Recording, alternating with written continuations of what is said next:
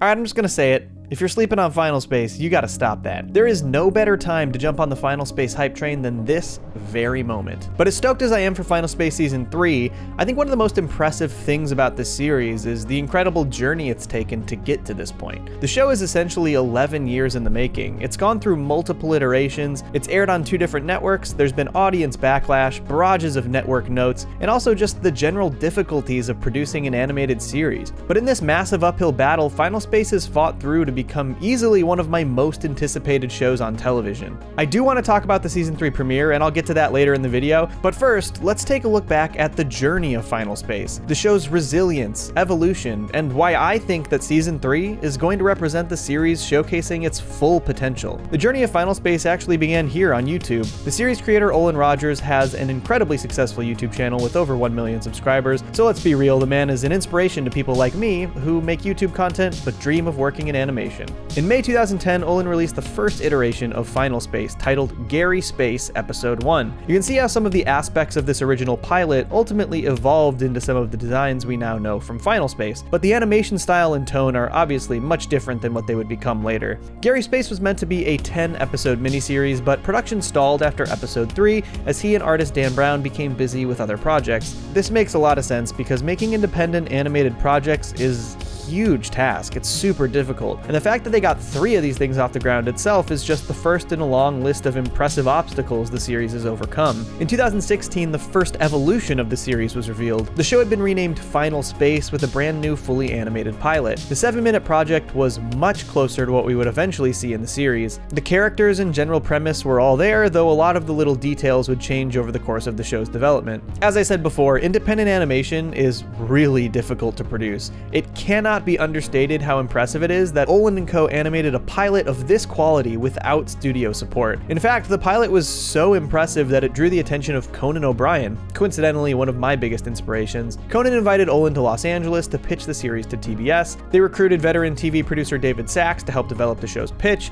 and they ultimately pitched to TBS, Comedy Central, Fox, FX, YouTube, and Full Screen. Incredibly, all 6 companies wanted the series and started a bidding war, ultimately landing the show with TBS. But the show's uphill battle was kind of just beginning. I actually remember back in 2018, leading up to the series release, a lot of the advertisements for the show's first season were met with skepticism and criticism on social media, mostly claiming that the show was a ripoff of Rick and Morty. And I've got a lot of feelings about how stupid of a complaint that is, and also how limited audiences' imaginations can be, but that's a conversation for another day. What I found really amazing about this situation was that I saw Olin himself responding to many of these complaints, putting in a ton of groundwork to advocate for the show. I remember him being really kind and respectful too, asking folks to give the show a chance and promising that it sets itself apart from Rick and Morty. In fact, through the life cycle of Final Space, Olin has run the social media platforms for the show by himself. The man's commitment to his creation is unmatched and honestly pretty inspiring. The show released on February 26, 2018 and aired on TBS, and initially the show had a bit of a mixed reception. A lot of the audience felt the protagonist, Gary, was a little over the top. Quinn, this is the real raw Gary. It's been eating me up inside, keeping the real raw Gary from you. And to be perfectly honest, at the time, this was a sentiment that I shared. I found the show to be really creative and visually pleasing with some really cool science fantasy concepts, but I struggled to get past the tone of Gary as a character. Even comparing it to the pilot, it felt like they dialed Gary's attitude up a couple dozen notches for the series. Although, looking back, I would argue that Gary's attitude was understandable given that in the context of the show, he had basically been alone on a prison ship for 5 years. Actually, I definitely want to do a character examination video on Gary sometime, maybe after season 3 wraps up. But this was another example of something that Olin and the crew had to sort of navigate around throughout the production of the series, and Gary's attitude was something they consciously chose to dial back in season 2. They even had a really funny joke about it in the previously on segment leading into the second season. I'm Gary. A lot of people on Reddit think I'm annoying. Well, I guess they have a point. It actually took me a while to give Final Space a second chance after Chapter 1, and I really regret that. So if you're on the fence about the series because of Gary, I just want to implore you to give the first season a full chance. Once the show starts to really lean into its more emotional aspects, it becomes something seriously special. In fact, if you are interested in the show and don't want to be spoiled, now would be a good time to click out of this video and go watch seasons 1 and 2 on HBO Max. It's well worth your time, and I'm gonna get further into spoiler territory for the first 2 seasons after this, but definitely come back after you watch. Alright, you still here? Cool. The moment that Final Space Space fully won me over was the end of Chapter 6, when Avocado sacrifices himself to save his son and friends. It wasn't just the act, it was the way they portrayed this sequence. I hadn't really seen much like this in adult animation before, and it really stuck with me. And I think that this is something that the show has continued to do incredibly well. There are so many poignant, emotional sequences that are improved by the stylistic choices made by the crew and animators. But while the emotionality of these sequences won me over, the lore and science fantasy elements got me hooked. Specifically, the introduction of the Titan Bolo. This introduction had me like...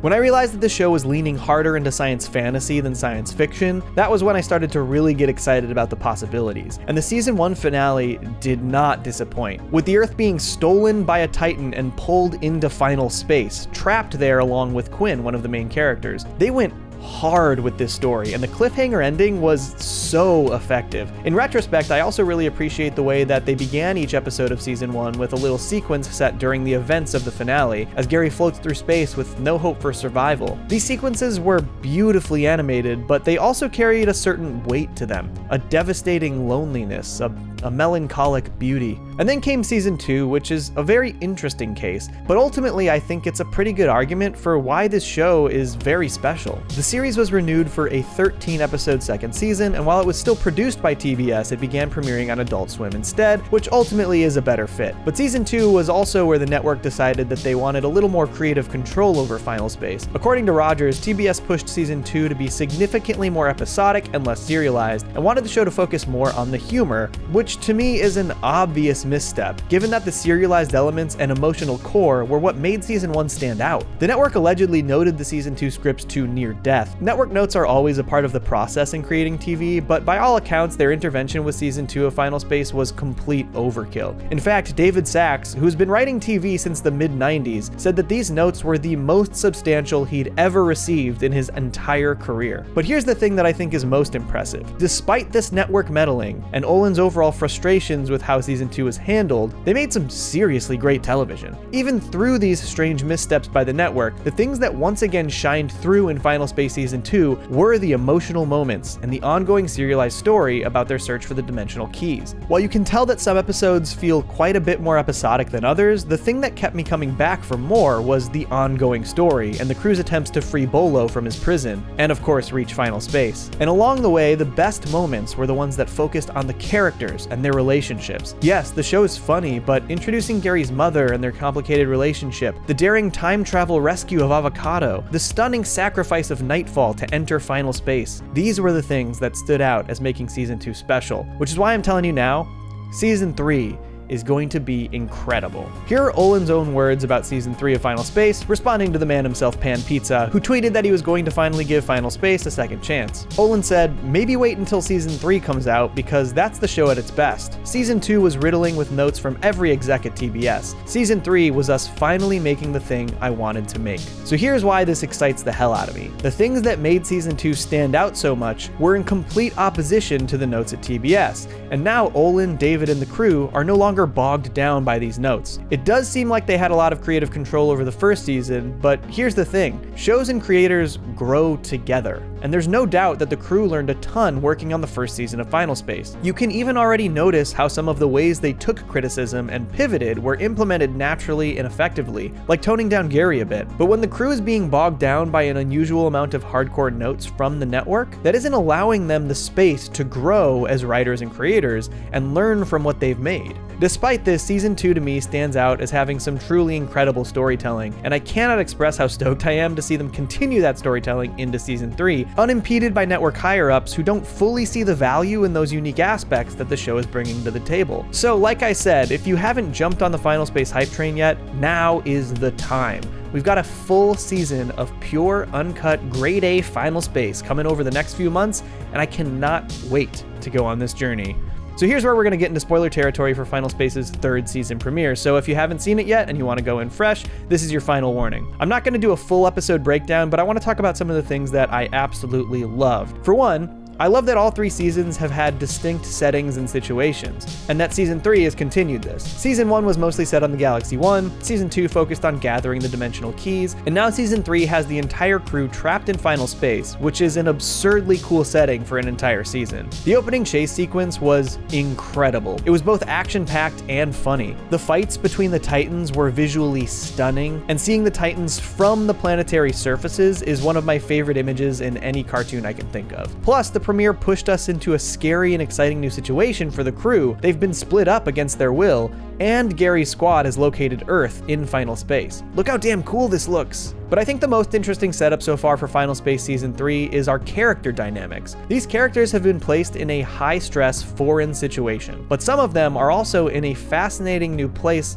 relationship-wise. Avocado and Lilcado are finally properly together again. When they saved Lilcado in Season 1, Avocado was immediately killed afterwards. Then when they went and saved Avocado in Season 2, he couldn't remember his recent history and wasn't himself for the time that they spent together. Then he was possessed by Invictus and didn't come back around until the Season 2 finale. So this is the first substantial amount of time that the Cados will have spent together in a really long time. And their reconnection is going to have to occur in the midst of escaping final space. That's going to make for some good drama. We've got a similar situation with Gary and Quinn as well. Quinn spent all of Season 2 trapped in final space, and now that the two of them are finally together again, it's going to be a strange situation for them to explore their potential relationship. Gary spent an entire season with an alternate future version of Quinn, Nightfall, and they've already started to explore Quinn's insecurities over whether or not she has a strong enough connection with Gary. I expect that they're also going to explore the trauma that Quinn endured while trapped in final space and how that's potentially going to change her. Actually, a Quinn/Nightfall comparison analysis is another good video idea. I'm gonna write that one down. Mooncake and Bolo's team up is also something I'm really excited about. It appears that Mooncake might be the thing that tips the scales in Bolo's favor. Plus, a massive Titan version of Keith David hanging out with an adorable but deadly space plushie is exactly the kind of thing I want to see.